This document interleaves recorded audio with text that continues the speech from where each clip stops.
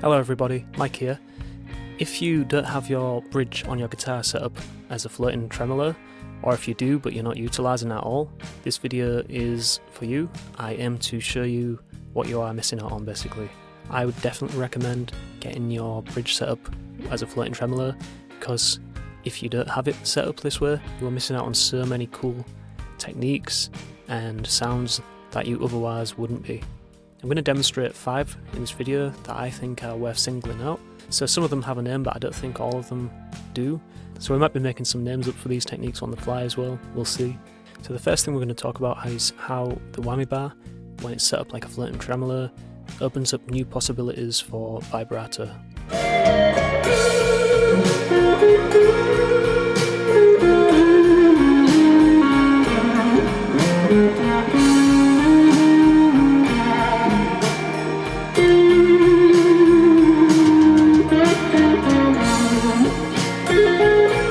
So when you're doing vibrato, typically with your left hand or your fretting hand, you only can move up, if that makes sense.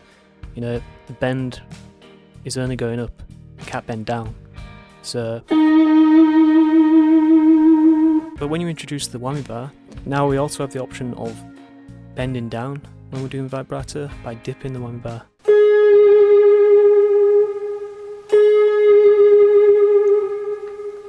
And that vibrato there has a distinct flavour compared to what we're used to hearing. The other thing, of course, is when you're doing vibrato on the whammy bar, is you can get really extreme with it and err on the not so subtle side of things. So, for instance,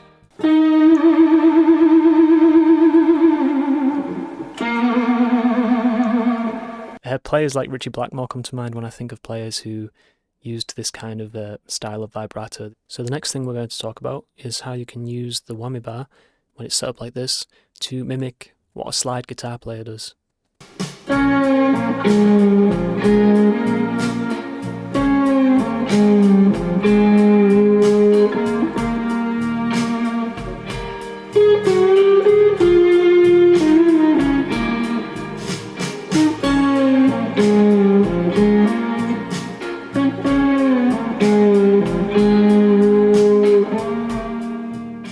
So what I was doing there, 90% of it was just very subtle dips down on the whammy bar and then hitting an adjacent note on another string.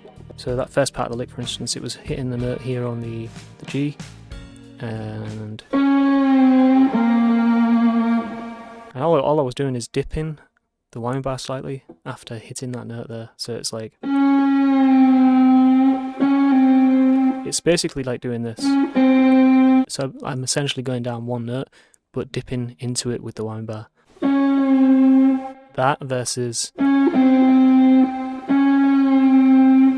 And by doing that, it's a cool way of sounding like a slide guitar without actually playing a slide. I'll just show you how slight that movement is as well. I don't know if you'll be able to see from here, but...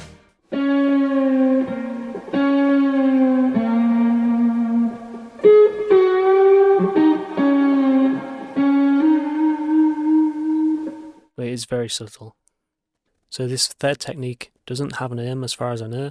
It's something I learnt from Beck. I don't actually think I've heard anyone else do it.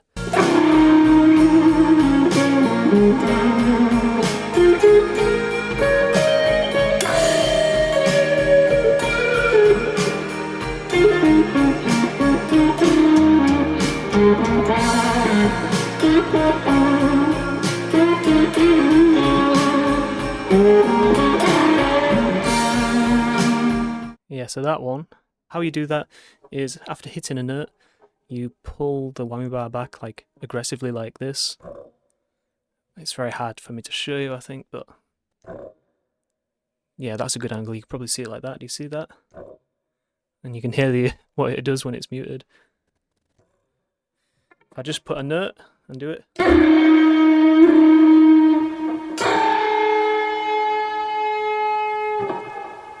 Crazy, right?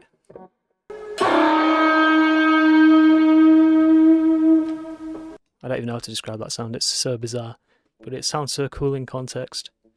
So the next technique is a very fun one. These are dive bombs.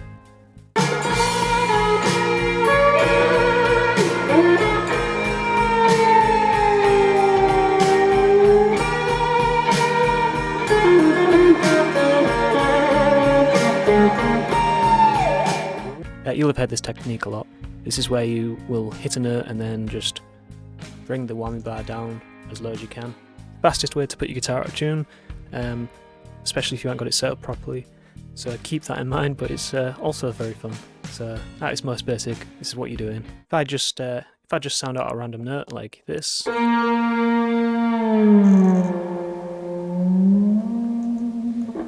in the specific example in the video, I was actually doing a harmonic here.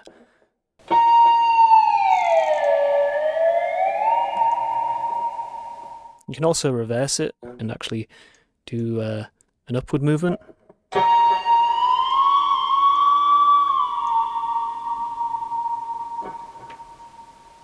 yeah, dead simple.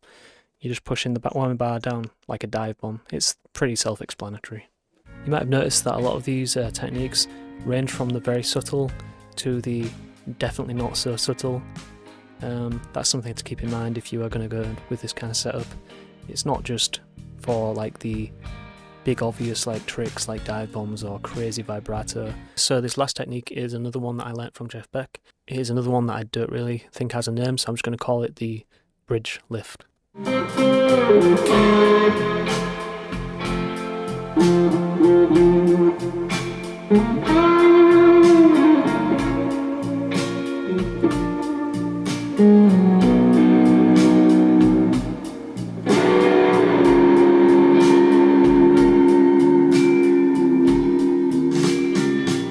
So what I want to talk about there is that sort of bluesy kind of last chord that I played. This part here. That's such a cool and unique idea. This is from Jeff Beck again. It's utilising the floating tremolo setup, but not by using the actual bar. It's all just using this part here. So because you've got a lot of control here, you see how the bridge moves a lot? You can also exploit that with your wrist, and that's precisely what was going on with that chord there. So if I just play it again, this is like a it's like a 7th chord, and what I'm doing is I'm just lightly applying pressure to the bridge, so it's bending up slightly, and then I'm releasing that after sounding the chord. So it's like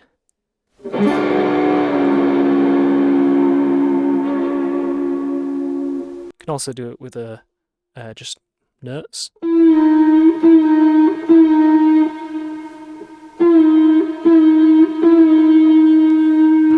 So just, yeah, that illustrates the point that when you've got a floating setup like this, there are just so many creative ways to approach it. You don't even have to use the bar itself. You can actually just apply pressure to this and do whatever you want.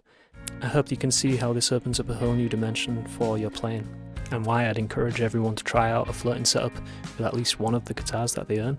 One thing to note with a floating bridge system is that they can be a bit temperamental if they're not set up properly, and you could experience tuning issues. It's very common for guitarists to do so. I experienced tuning issues for a while when I first set up mine this way. It wasn't until I set it up properly that I figured that out. If I find the links to the video that helped me set up my Strat properly, I'll leave them in the description somewhere. If you want to consider supporting me further, you can check out Patreon, where I release exclusive content on a weekly basis. Cheers, and I'll see you in the next one.